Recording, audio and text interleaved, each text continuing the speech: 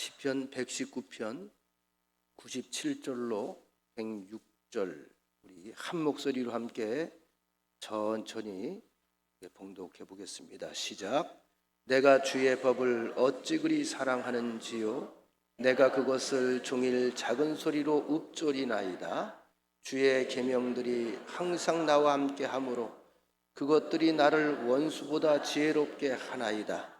내가 주의 증거들을 늘 읊조림으로 나의 명철함이 나의 모든 스승보다 나으며 주의 법도들을 지킴으로 나의 명철함이 노임보다 나으니이다. 내가 주의 말씀을 지키려고 발을 금하여 모든 악한 길로 가지 아니하여 싸우며 주께서 나를 가르치셨으므로 내가 주의 규례들에서 떠나지 아니하였나이다. 주의 말씀의 맛이 내게 어찌 그리 단지요. 내 입에 꿀보다 더 다니이다. 주의 법도들로 말미암아 내가 명철하게 되었으므로 모든 거짓 행위를 미워하나이다. 주의 말씀은 내 발의 등이요 내 길의 빛이니이다.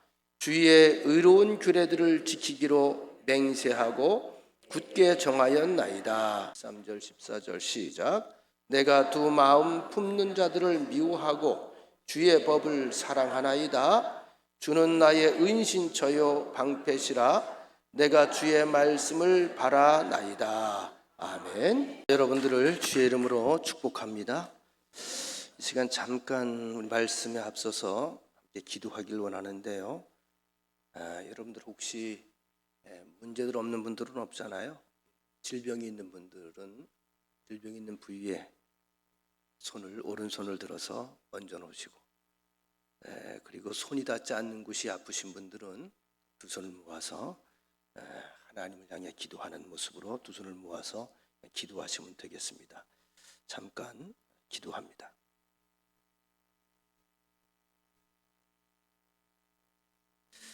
살아계신 하나님, 사랑의 하나님, 자비로우신 하나님, 도와주옵소서.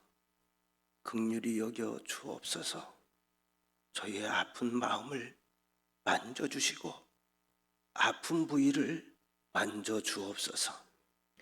근데 이 모든 과정도 하나님의 섭리와 하나님의 마음 안에 있는 것이오니 이 모든 과정을 통해서 특별히 하나님의 깊은 사랑의 마음을 느끼게 하시고 깨닫게 하시고 주의 그 귀한 애절한 음성을 우리가 들으며 주를 향하여 마음을 들고 눈을 들어 주님 만나고 체험하고 회복되는 역사까지 주여 이끌어내옵소서. 믿음이 약한 자들도 있습니다. 주여 불쌍히 여겨 주옵시고 애절한 마음으로 아픔을 호소하는 주의 자녀들을 주님께서 아픈 마음으로 끌어안아 주시며 그 속에서 하나님을 향한 고백이 새롭게 터져나오는 아름다운 시간 되게 하여 주옵소서. 이 시간에도 전 세계의 각종 재난과 전쟁과 기근과 또 억압과 압제 속에서 핍박을 견디며 하나님 앞에 이름을 부르며 토로하는 주의 백성들이 있습니다. 저들을 바라보며 주님의 마음을 똑같이 품고 세상을 향해 기도하며 나누며 함께 아픔을 더불어 끌어안을 수 있는 그런 능력과 믿음과 역량을 허락하여 주옵소서.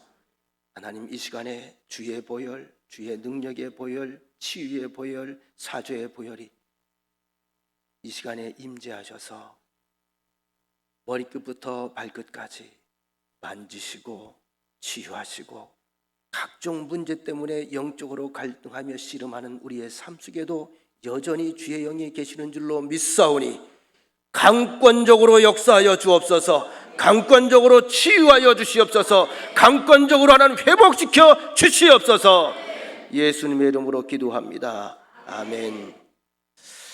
여러분 사랑합니다. 옆 사람과 인사하겠습니다. 당신은 내 인생의 보배들입니다.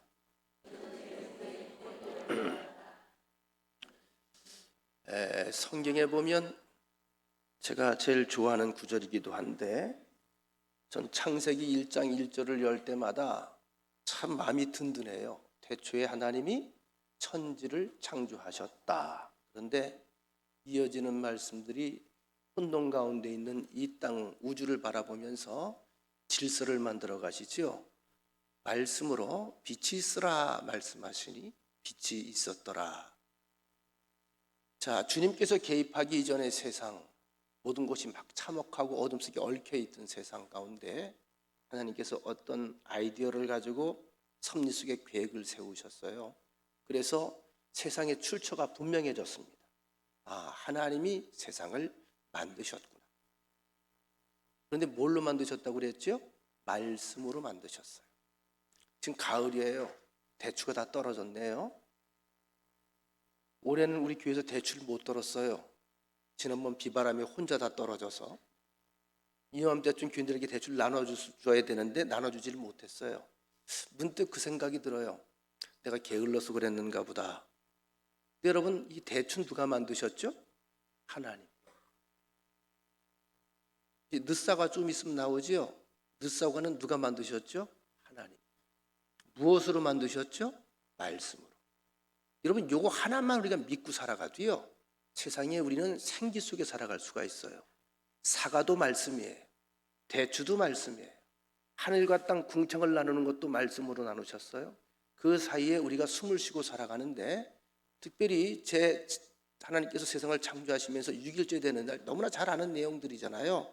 창세기 2장 7절에 보면 하나님께서 땅의 흙으로 사람의 형태를 만드시고 그 코에 생기를 불어넣으시니 비로소 사람이 되었다.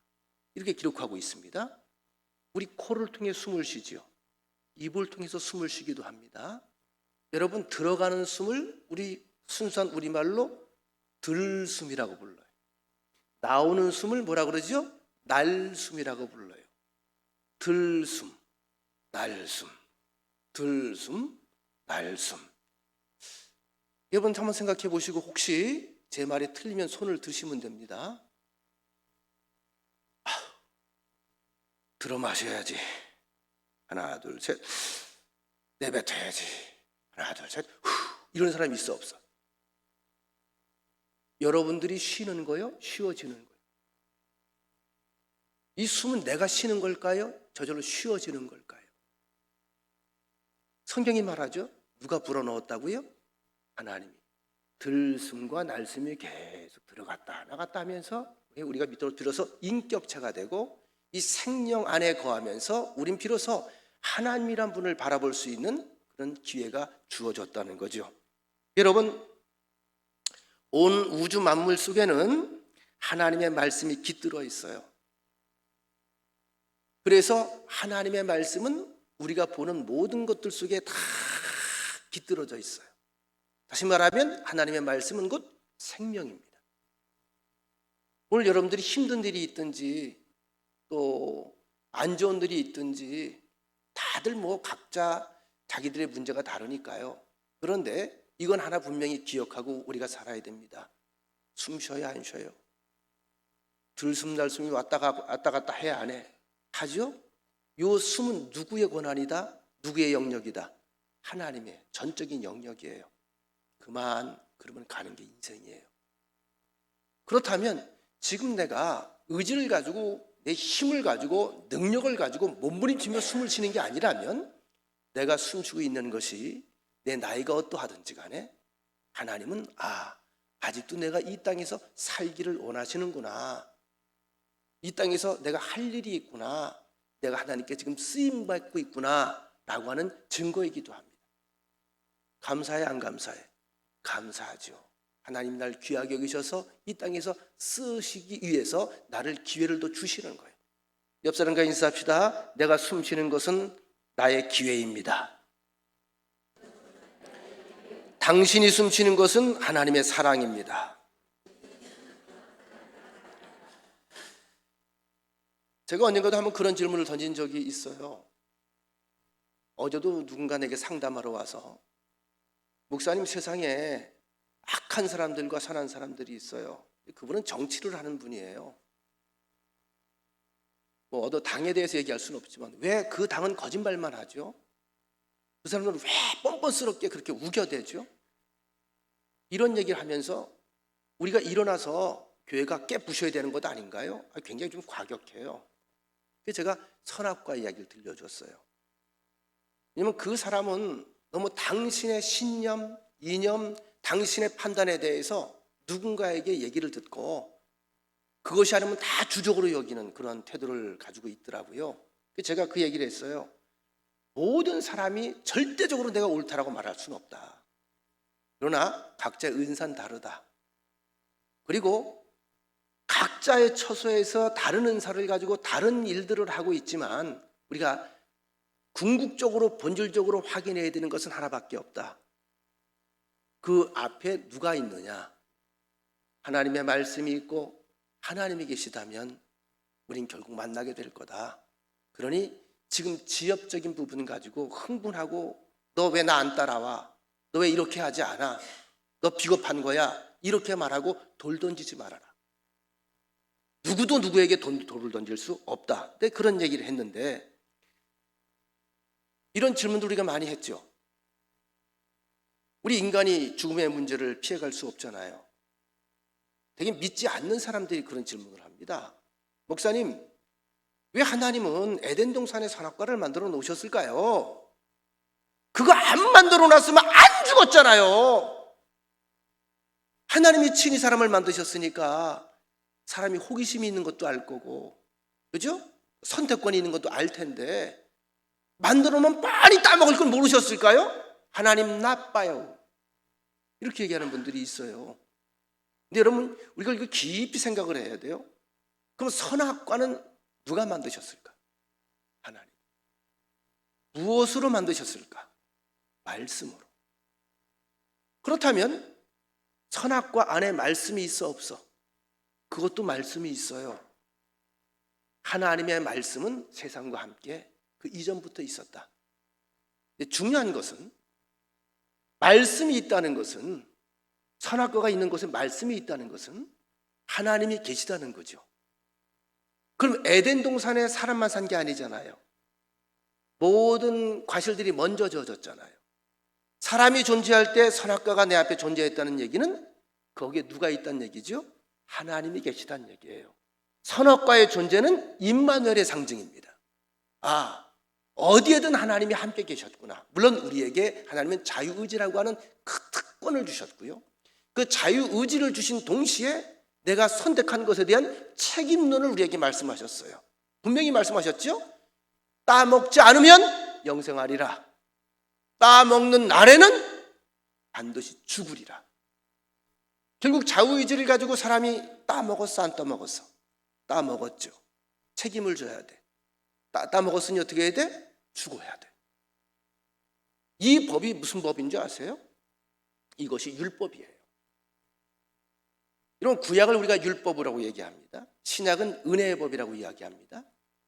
율법은 우리를 죽이는 법이 아니라 우리의 생명을 지키기 위한 법이었어요. 여러분 아시는 것처럼 이스라엘 백성들이 광야 생활 나가면서 시내산에서 십계명을 비롯한 많은 율법을 받았을 때 그 율법은 이스라엘 백성들이 구원받기 이전에 주신 걸까요? 구원받은 이후에 주신 걸까요? 구원받은 이후에 주신 거예요. 율법은 하나님의 자녀된 사람들, 하나님의 백성들을 보호하고 생명을 지켜주기 위해 만들어 놓은 법이에요. 다치지 않게 하기 위해서. 그런데 결국은 선악과를 따먹은 것처럼 구약전서 전체 얘기도 그 얘기죠. 그들이 계명의 울타리를 벗어나서 불순종의 자리로 나가버려요. 그 결과 뭐죠? 패망, 심판, 그리고 죽음이죠. 흩어짐이죠. 그 뒤에 따라 나오는 법이 뭐죠? 예수 그리스도의 대속의 법입니다. 그래서 은혜의 법과 율법이 성경 속에는 공존하고 있어요. 이것은 극과 극 서로 대치되는 것이 아니라 함께 조화를 이루는 거예요. 다시 말씀드립니다. 율법은 나를 지키기 위해 주신 하나님의 사랑의 법이다. 그런데 인간은 실패했죠. 은혜는 왜 따라 나올까요? 혹시 만에 하나 그럴까 봐 하나님께서 어떻게 죽은 자를 다시 회복시키기 위해 만든 게 은혜의 법입니다. 그래서 은혜와 율법은 결코 상극이 아니며 별개의 것도 아니다. 여러분, 성경 속에 우리가 들어가 보면 공부를 했죠. 역사 공부를. 하나님이 이스라엘을 때로는 때릴 때가 있어요, 없어요? 채찍질하고 때리기도 하고 또 다른 민족들을 크게 하셔서 괴롭히기도 하고 압제받기도 하고. 근데 목적이 그를 괴롭히는 데 있었습니까? 아니죠. 그 회초리 속에 뭐가 있었죠? 하나님의 간절한 마음이 있었다는 거죠. 이것이 성경 전체의 역사에 반복되는 역사입니다. 하나님의 심판 속에는 심판만 있는 게 아니에요. 심판 속에는 하나님의 아픔이 있습니다. 인간의 아픔 이전에 하나님의 아픔이 있습니다. 그 아픔은 뭘까요? 사랑 때문에 아파하는 겁니다. 그래서 하나님의 진노와 하나님의 사랑이 동시에 나타나고 한 사건 속에 계속 반복돼서 우리에게 계시되는 것을 우리가 엿볼 수가 있습니다. 제가 여러분 가끔 간증을 했죠. 저는 어릴 때 우리 아버님한테 종아리를 좀 많이 맞고 자란 편이에요. 아버님이 목회를 좀 늦게 시작하셨는데 목회하기 전에 제가 맞아본 적이 없어요. 목회하시면서 그렇게 매를 드셨어요. 왜냐하면 목사의 가정으로 살아야 하기 때문에, 목사의 자녀가 본이 돼야 선교가 되기 때문에 아주 어려운 교회에서 목회를 하셨거든요. 첫 목회지. 교인 6명인가 5명 있는 교회. 그 한 계리에 무당만 6명이 살았어요. 일주일에 적어도 2-3번은 구술합니다. 하면서 한 집에서 구술하는 게 아니에요. 6-7명이 살았으니 양쪽에서 스테레오. 저는 그때 스테레오라는 말을 벌써 배웠어요. 전체가 울려, 전체가. 수임리 전체가 울리는 거예요, 그냥 전체가. 난리가, 종일 난리가 나요. 그런 동네에서 목회를 했으니 얼마나 동네가 사악하고 강팍했겠어요. 거기서 교회를 세우려고 했으니 얼마나 힘들었겠어요. 이상한 눈을 가지고 교회를 들여다보고 핍박을 하니 얼마나 빈틈을 보이지 말아야만 했겠어요. 그러니까 자식 잡는 거죠. 근데 아버지가 저를 때릴 때는 그때는 무조건 맞는 건 싫잖아요. 아픈 건 싫잖아요. 매는 좋은 게 아니에요. 매는 싫은 거예요. 그런데 그 매 안에는 분명한 아버지의 단호한 뜻이 있었죠. 사랑이 있었죠. 목표가 있었죠. 분명한 게 있습니다. 나 죽으라고 팬 적은 없어요. 살라고 팬 거죠. 이것이 성경 속의 이야기입니다. 이 하나님의 법이라고 하는 것을 우리 사람의 방법대로 분석을 해본다면 몇 가지로 생각해 볼 수 있습니다. 하나는 자연 법칙입니다. 이미 서두에 말씀드린 것처럼 온 땅에도 다 나름대로 법칙과 질서가 있어요. 그렇죠? 저 정글에 가도 질서가 있어요. 식물은 식물대로 질서가 있고 동물은 동물대로 질서가 있어요. 물론 약육강식의 그러한 세계이긴 합니다만 다 질서 안에 있던 것들입니다. 여긴 선도 없고 악도 없어요. 근데 그보다 한 걸음 더 나가서 인간에게 주어진 법이 따로 있어요. 자연 법칙보다 조금 높은 차원에서의 법이에요. 뭘까요? 양심의 법, 그리고 이성의 법이에요. 짐승들은 서로 물고 뜯고 싸워도 양심의 가치를 느끼지 않습니다. 먼저 공격해서 확 깨밀고 가도 아야야야야야야 이래서 본 척도 안 해요. 사람은 혹시라도 내가 누군가의 발을 밟으면 아야야야 하면 쳐다봐, 안 쳐다봐? 쳐다보고 어떻게? 미안해해, 안 미안해해? 미안해하죠. 아이고 죄송합니다. 내가 모르고 밟았습니다. 거기 사람이 있는 줄 몰랐습니다. 양심의 법, 이성의 법이에요. 이 법은 학교를 다니지 않았어도 세상에서 배운 게 없어도 그냥 저절로 내 속에서 꿈틀하고 작동하는 그러한 법이기도 합니다. 하나님의 형상이 이 안에 있기. 마지막으로 조금 더 높은 차원의 법이 있습니다. 우리 크리스찬들, 하나님 자녀들은 그리스도인의 법을 지니고 있고 성령의 법을 지니고 있습니다. 그 법은 사랑의 법이고 바로 말씀을 통해서 우리에게 나아갈 바를 알려주는 법입니다. 자, 그런데 이 하나님께서 이 땅에 세워놓으신 모든 질서와 법의 뿌리를 우리가 먼저 확인해 봐야 돼요. 뭘까요? 따라합시다. 사랑이에요. 전부 사랑이에요. 우리가 이미 공부를 한 내용을 잊어버리셨긴 했겠지만 잊어버렸다고 속상해하지 마세요. 우리가 레위기를 공부했습니다. 레위기에는 5가지 제사와 7가지 절기가 나와요. 그 안에 율법이 나와요. 그 다음에 정결에 대한 결례법들이 나와요. 먹는 음식에 대한 율례들이 나와요. 먹어야 될 것, 말아야 될 것들. 그 다음에 어떤 병에 걸렸을 때 그 병에 대해서 이렇게 대처하라. 우리의 일상생활에 아주 필요한 것들이 상세하게 나와요. 그것을 우리가 쭉 읽어나가면 머리가 아파. 뭘 먹으라고 그래? 뭘 먹지 말라고 그래? 뭐 비늘이 있는 건 먹으라고 그래? 비늘이 없고 미끄러지는 건 먹지 말라. 뭐 이렇게 복잡해. 근데 우리가 그럼 복잡해서 생각할 게 아니고 한 가지만 기억하면 돼. 원리는 하나예요. 하나님의 자녀를 보호하기 위한 하나님의 아주 세밀하고 꼼꼼한 사랑이 그 안에 담겨져 있다는 것만 알면 돼요. 하나님을 위해서 그렇게 하라는 게 아니에요. 너를 위해 그렇게 하라는 거예요. 왜? 너는 내 소중한 내 새끼니까, 내 자녀니까. 5가지 제사법과 7가지 절기법도 마찬가지입니다. 그 본 정신은 뭐죠? 하나님과 밀접하게 교제하면서 우리 떨어지지 말고 살자. 이게 예배예요.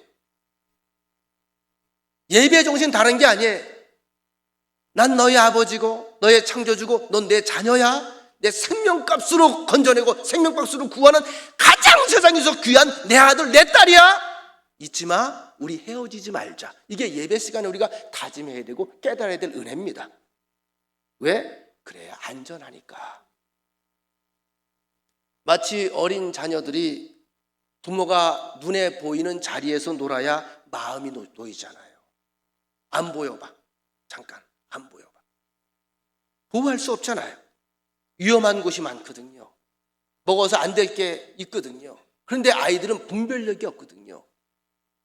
늘 이걸 확인해 주는 거예요. 다시 에덴 동산으로 돌아가 생각을 해봅니다. 하나님께서 에덴 동산 한가운데 선악을 알게 하는 나무를 심어 놓으신 뜻, 선악과를 우리에게 주신 뜻은 이미 말씀드려서 반복해서 말씀드립니다. 하나님이 여기에 우리와 함께 계신다고 하는 임마누엘의 상징입니다. 오늘 여러분들이 어느 곳에 가서 거하시든지 어떤 상황이든지 어떠한 처지이든지 하나님은 우리의 생활 한복판에 함께 계시고 우리와 함께 계심을 잊지 말라고 하는 의미입니다.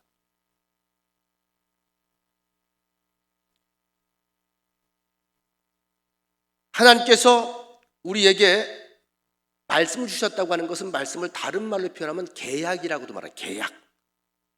인격과 인격 사이에 맺어진 계약. 이 계약 안에는 끈이 하나 있어요. 뭐지요? 사랑. 하나님의 바람. 다시 말씀드립니다.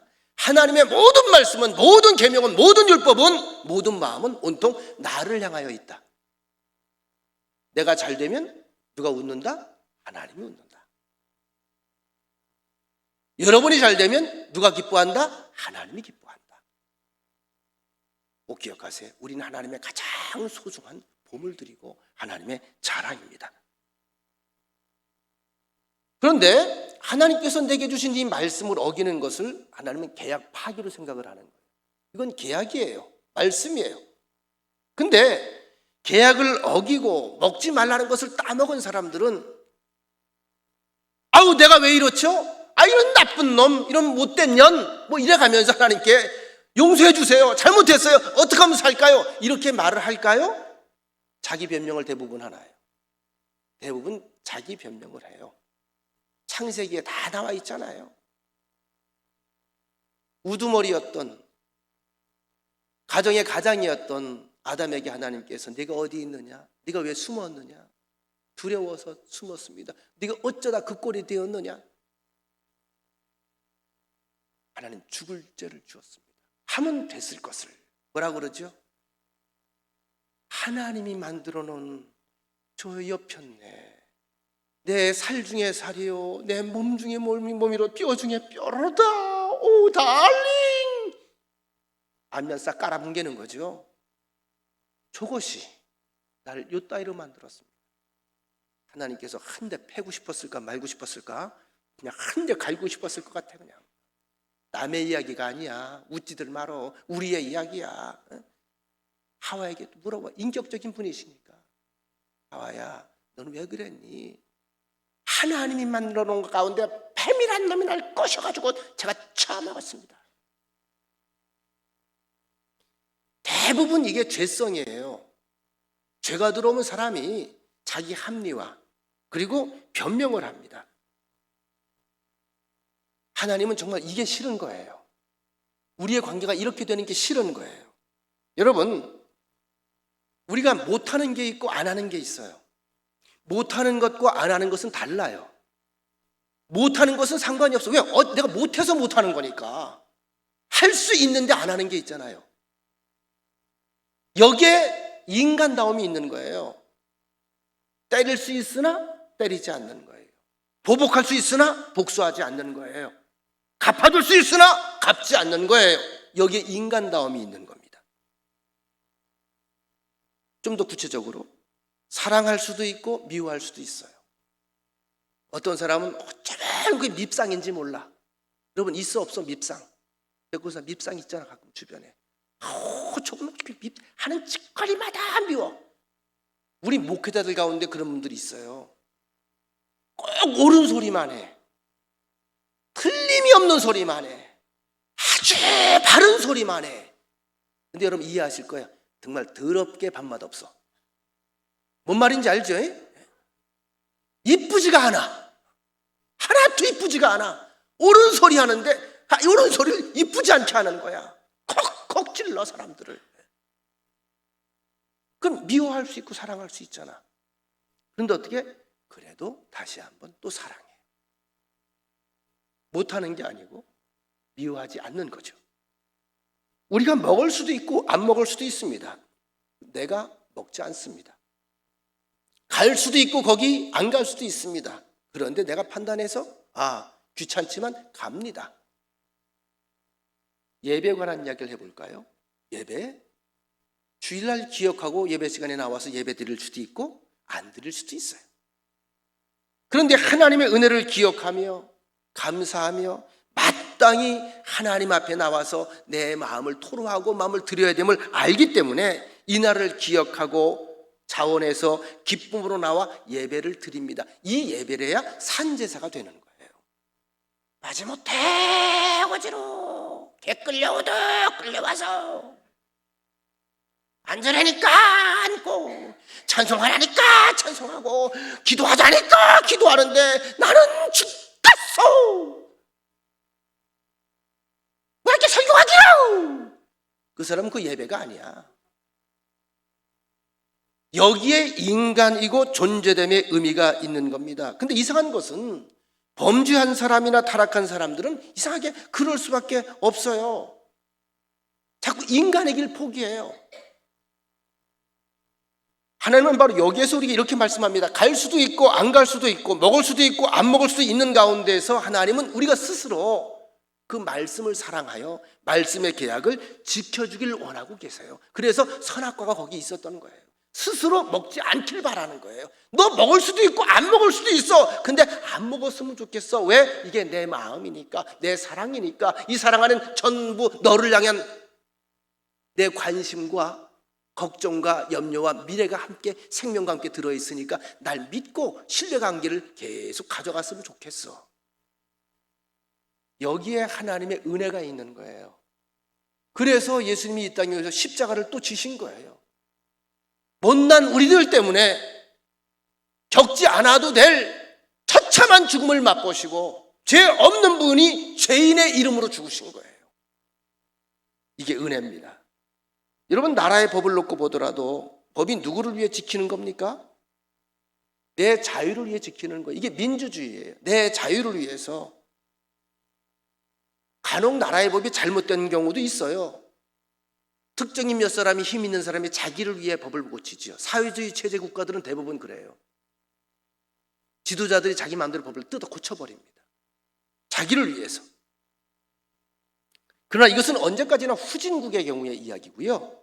선진국의 국민은 법은 이렇게 생각해야 돼. 나를 귀찮게 하는 것이 아니라 대한민국이라는 공동체를 지키고 보호하고 안전하게 그렇게 잘 잘 서로 행복하게 살게 하기 위해서 만들어 놓은 새로운 자유를 위한 법이라고 믿어야 돼요. 내 양심을 위해, 내 자유를 위해서 이 법을 지키는 겁니다. 여러분, 성경의 예를 들어봅니다. 잘 아시는 가인과 아벨의 제사입니다. 하나님이 가인의 제사는 안 받으셨어요. 아벨의 제사만 받으셨어요. 이것 때문에 급기야 나중에 형제 간에 살인사건까지 벌어지는데, 우리가 이렇게 거꾸로 생각을 해봅시다. 가인은 하나님이 받으시는 제사를 못 드린 걸까, 안 드린 걸까? 생각 안 해보셨나요?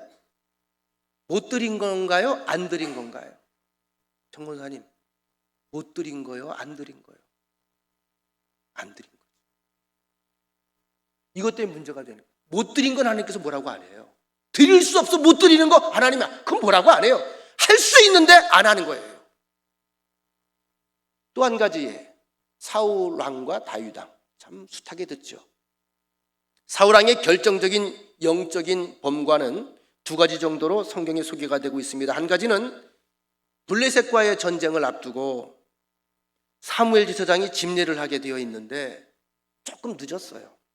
이건 하나님께서 사무엘에게만 부여하신 영적 권한입니다. 그 제사를 자신이 직접 집례했다는 것. 다시 말하면 못한 게 아니고, 그죠? 안 해야 되는데 했잖아요. 또 한 가지, 전쟁 후에, 아말렉과의 전쟁 후에 전리품들 챙기지 말라고 그랬어요. 다 거긴 악의 요인들, 우상 현역들이 있으니까 싹 진멸하라고 그랬어요. 그런데 어떻게 해요? 양과 소들을 따로 챙겨두었다. 이것보다 더 큰 문제가 뭐냐면 그 이후에 벌어집니다. 사무엘이 이 문제를 알고 지적했을 때에 사무엘이 사울 왕이 잘못했다는 말을 했어요? 한 번도 안 했어요. 한 번도 안 했어요. 아담의 이야기고 하와의 이야기고 우리들의 이야기이기도 합니다. 제가요, 아는데요, 다급해서요, 부득이해서요, 어쩔 수 없이요. 다윗의 이야기를 해봅시다. 다윗도 죄가 있어 없어? 있죠. 아주 치명적인 죄가 있었어요. 그 다음이 중요해요.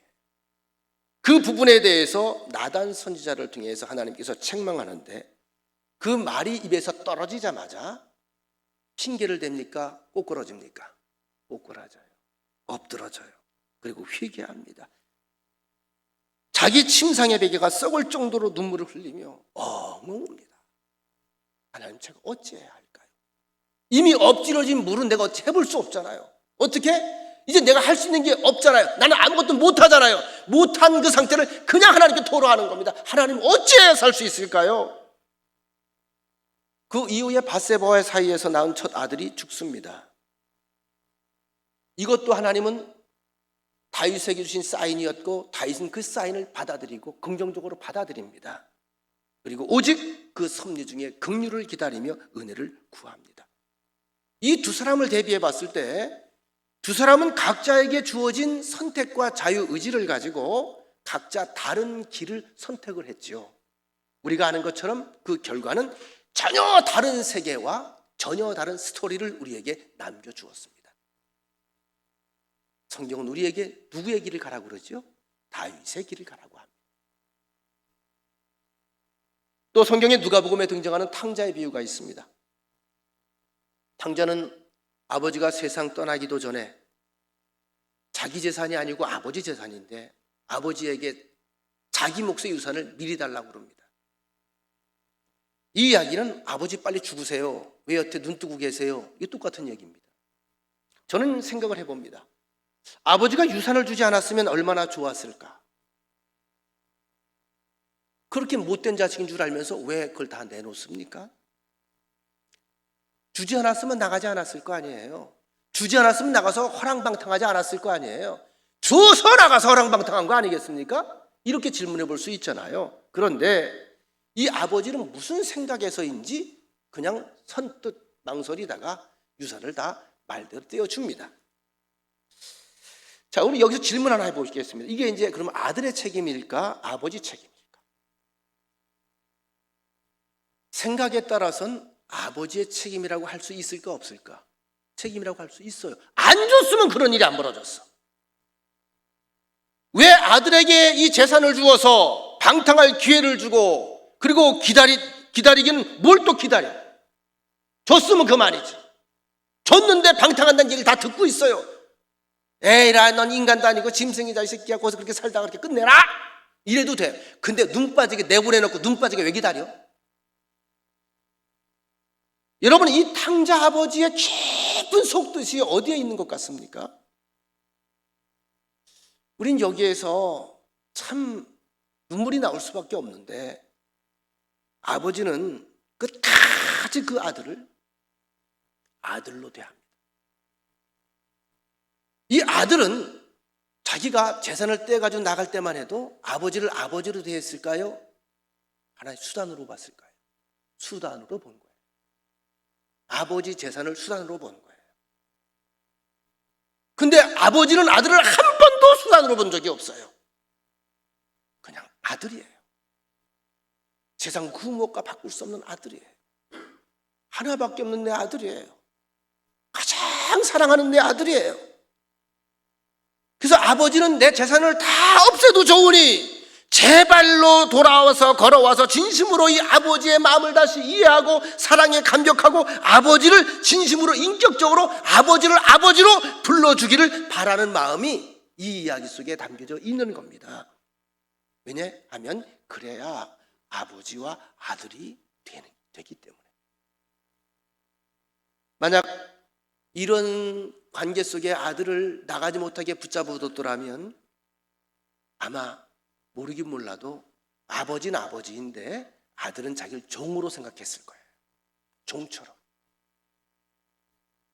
집을 나가기 이전에 아들과 나가서 탕자의 생활을 접고 포기하고 돌아온 아들은 같은 사람일까 다른 사람일까? 질문이 좀 어렵죠? 집 나간 아들, 돌아온 아들, 그 아들이 그 아들인데 같은 아들일까 다른 아들일까?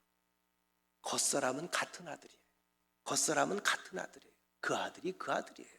근데 속사람은 다른 아들이 되는 거예요. 하나님께서 우리에게 바라는 게 바로 그런 마음입니다. 속사람으로 진심으로 인격적으로 하나님의 아들로서 하나님을 끝까지 대하길 원하는 거예요. 로마서 7장 전반에 걸쳐서 사도 바울은 말합니다. 율법의 문제를 계속 중요하게 다루고 있죠. 율법이 죄냐? 이렇게 말합니다. 그런즉 우리가 무슨 말을 하리요? 율법이 죄냐? 그럴 수 없느니라. 율법이 악한 것이냐? 아니라는 거예요. 율법은 선한 것이라는 거예요. 온 세상 사람들이 다 죄인이 됐어요. 그래도 율법은 선한 것이다. 이 이야기를 사도 바울이 풀어내는 것입니다. 우리 모두가 죄를 짓지 않은 사람은 하나도 없잖아요. 의인은 세상에 없나니 하나도 없다. 율법 앞에 비춰보니까 내가 죄인이야. 그죠? 그럼에도 불구하고 율법은 나를 죄인을 만든 게 아니고 율법 자체는 선하는 거야. 로마서 7장 9절 10절에 아주 중요한 말씀이 나옵니다. 전에 율법을 깨닫지 못했을 때에는 내가 살았더니 계명이 이름에 죄는 살아나고 나는 죽었도다. 생명에 이르게 할 그 계명이 내게 대하여 도리어 사망에 이르게 하는 것이 되었도다. 이 표준 세번역 개정판을 제가 다시 한번 읽어드리겠습니다. 이게 더 쉬울 것 같아서 여러분 같이 한번 읽어볼까요? 시작. 전에는 율법이 없어서 내가 살아 있었는데 계명이 들어오니까 죄는 살아나고 나는 죽었습니다. 그래서 나를 생명으로 인도해야 할 그 계명이 도리어 나를 죽음으로 인도한다는 것이 드러났습니다. 자, 영원한 생명에 이르게 하는 이 귀중한 율법이, 이 소중한 법이 결과적으로 내게 대하여는 부득이 사망에 이르게 하는 법이 되어버렸다. 이렇게 말씀하는 거예요. 다시 한번 율법이 오기 전에 바울은 이렇게 고백하는 겁니다. 난 죽게 되었는데 죽게 되었는 처지조차 모르고 있었다. 근데 율법이 들어오면서 계명이 내게 빛이 되어 들어오니까 보이지 않던 죄가 먼지처럼 드러나더라. 그래서 내가 죽는다는 운명을 깨닫게 되었다.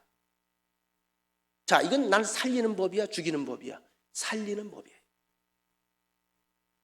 본래 하나님께서 인간의 마음속에 법을 주셨습니다. 하나님의 법을 우리에게 주셨습니다. 양심의 법이고 이성의 법입니다. 그런데 이 법이 인간들의 타락과 함께 자꾸 희미해져. 깨진 그릇처럼 원형을 찾을 수 없게 자꾸 이상하게 변질돼 버려. 왜곡돼 버렸어요.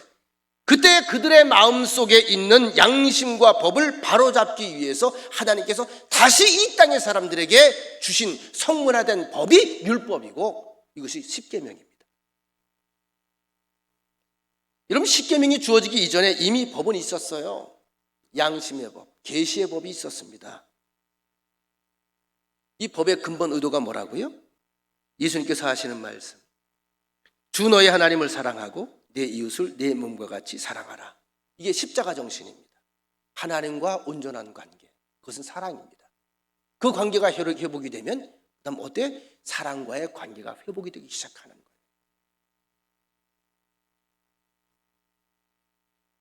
다시 말씀드립니다. 십계명이 주어진 곳은 애굽인가요, 광야인가요?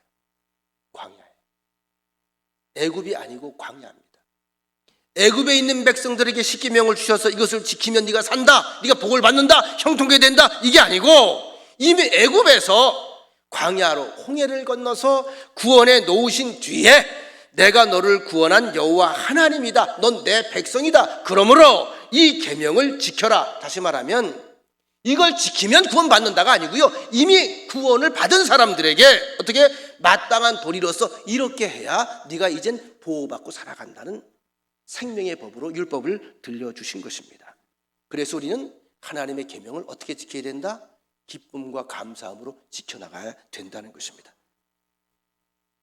여러분, 빨간 신호, 파란 신호 귀찮을 때가 있긴 있어요. 제가 이제 여러분 앞에 이제 자백을 하는 거예요. 이제 수입 사거리가 있잖아요. 제가 가끔 이렇게 보고 있다가 신호를 위반을 해. 저쪽에서 이쪽으로 오는 게 먼저고 여기서 저로 가는 게 제일 마지막이야. 그 다음에 양쪽에서 좌회전하는 게 첫 번째 신호고. 우리 여기 사니까 잘 알잖아요. 장로님도 알지? 다 알아 우리. 저쪽에서 오는 게 끝나면 여기서 저로 가는 게 파란불이 켜져. 저쪽에서 오는 게 차가 두 대밖에 없는데 두 대가 속 지나갔어. 저 뒤 보니까 차가 한 대도 안 보여. 그럴 때 내가 싹 지나갔어요. 자백합니다. 몇 번 지나갔어. 우리 교인 한 분이 전화를 했어요. 제 차 번호를 아나 봐. 목사님 지나가셨죠? 내가 언제? 빨간불인데 지나가던데요? 언제? 내 앞에 계신데요 지금? 그게 지지난 달이에요. 그날에 위해 신호 위반 제가 안 해요. 그분이 그 뒤에 한 말이 있어. 목사님도 시험 들 뻔했어요.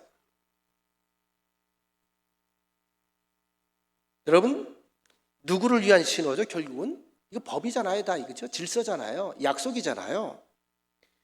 하나님의 말씀이 누구를 위해, 누구 때문에 있는 것입니까? 이걸 먼저 생각하면 돼요. 하나님의 많은 말씀이 누구를 위해 도대체 있는 것일까? 하나님을 위해서가 아니에요. 예수님이 이 법을 다 손수 지키셨어요. 그리고 완성하셨어요. 법의 근본은 하나님의 사랑입니다.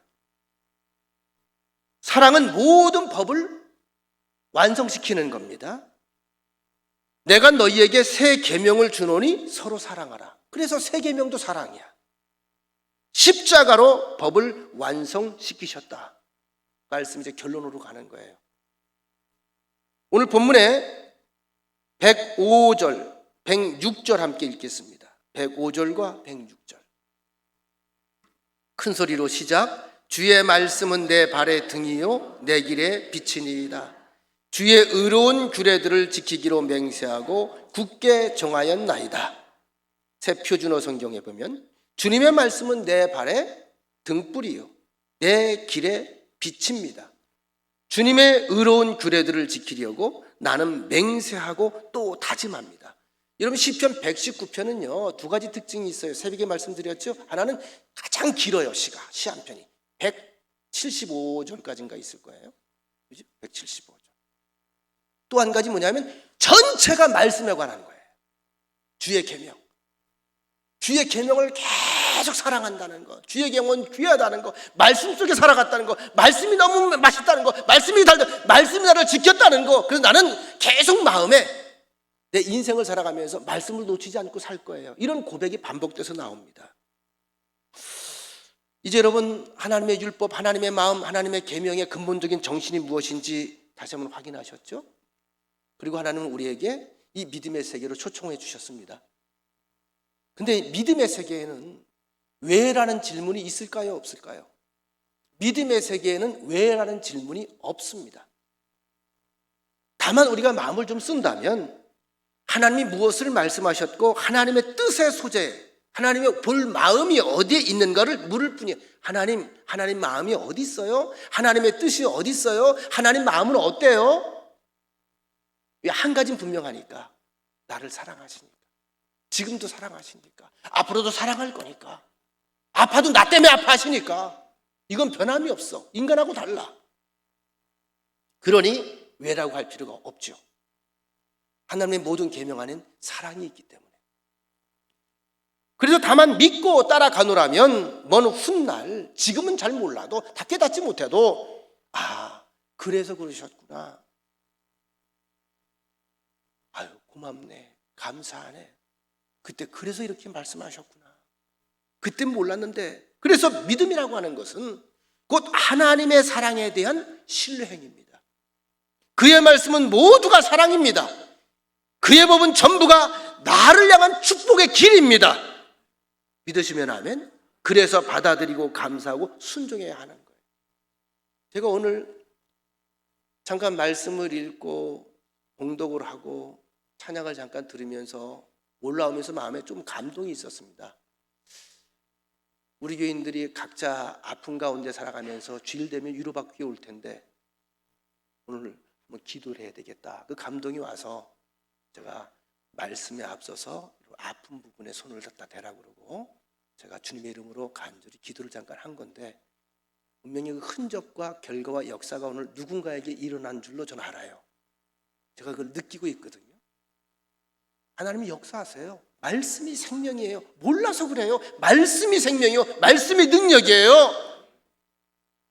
그 안에서 여러분 주님 만나시기를 축원합니다. 오늘 본문의 시인이 고백합니다. 시편 119편 99절로 100절. 내가 주의 증거들을 늘 읊조림으로 중얼중얼거리는 거죠. 되씹어 먹는 거죠. 나의 명철함이 나의 모든 스승보다 나으며 주의 법도들을 지킴으로 나의 명철함이 노임보다 나으니이다. 표준 세번역 함께 읽겠습니다. 시작. 내가 주님의 증거를 늘 생각하므로 내가 내 스승들보다도 더 지혜롭게 되었습니다. 내가 주님의 법도를 따름으로 노인들보다도 더 슬기로워졌습니다. 스승의 말씀을 따르는 것보다는 말씀대로 사는 것이 더 지혜롭게 되더라. 경험이 중요해. 인생의 경험이 중요하고 노후가 중요하다고 말을 하지만 말씀을 따르다 보니 나보다 먼저 앞서간 경험자인 노인들보다 내가 더 지혜롭게 되었다. 즉 말씀을 따라 사는 중에 지혜롭게도 되고 명철하게도 되고 자유롭게도 되고 그리고 영광스럽게 되었다는 것을 그는 자기 간증으로 고백하는 거예요. 마치 전도서를 읽는 것 같지 않습니까? 자, 이제 말씀 결론으로 갑니다. 113절 114절 같이 한번 확인하겠습니다. 시작. 내가 두 마음을 품는 자들을 미워하고 주의 법을 사랑하나이다. 주는 나의 은신처요 방패시라. 내가 주의 말씀을 바라나이다. 온전한 믿음이란 나눠지지 않는 믿음이지요. 온전한 믿음이란 하나님을 향한 마음이 나눠지지 않는 겁니다. 왜? 하나님은 한 번도 나를 향한 그 사랑의 마음이 나눠진 적이 없어요. 내가 죄를 지었을 때도 하나님을 향해 저주하고 때로는 원망하고 불평하고 욕까지 했을 때라도 하나님의 마음은 찢어질 뿐이지 그 마음이 나눠진 적이 없습니다. 하나님을 향한 그 한 가지 마음이 나눠지지 않는 것, 그것을 가능하게 하는 게 뭐다? 말씀을 끌어안는 겁니다. 말씀 안에 거하는 겁니다. 말씀과 함께 걷는 겁니다. 그러면 성경은 말합니다. 내가 말씀을 지키는 게 아니라 말씀이 내 인생을 지킵니다. 시편 119편 165절은 우리 교회에 지금 표어로 삼고 있는 말씀이죠.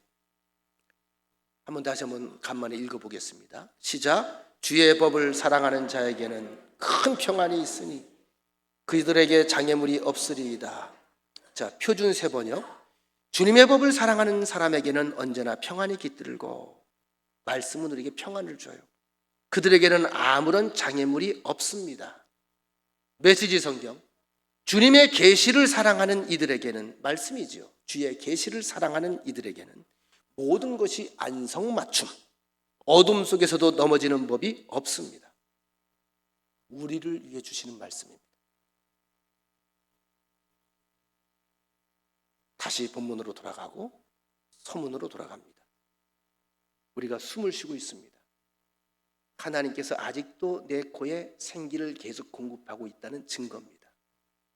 내 속에서 계속 일하시고 계신 증거입니다.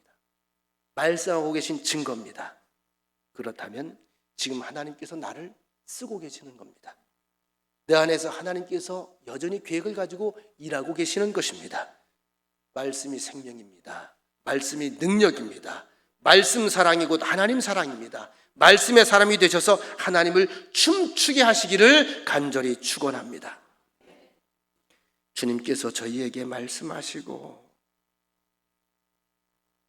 저를 사랑하사 귀한 법을 주셨건만 마치 큰 멍에와 굴레라도 쓴 것처럼 불편해하고 하나님의 법을 거역하고 또 억지로 따라가는 미련하고 어둔한 저 인생들을 불쌍히 여겨 주옵소서. 주님, 이 법을 따라 자유하고 이 법을 지켜 복을 받고 이 법 안에서 주의 사랑을 체험하며 간증할 수 있는 하나님의 아들, 하나님의 딸들이 되게 하옵소서. 이 계명 안에 살아감으로 지켜감으로 지혜를 얻고 명철을 얻어서 이 법으로 내 영광을 삼게 하옵소서. 예수님의 이름으로 기도합니다. 아멘.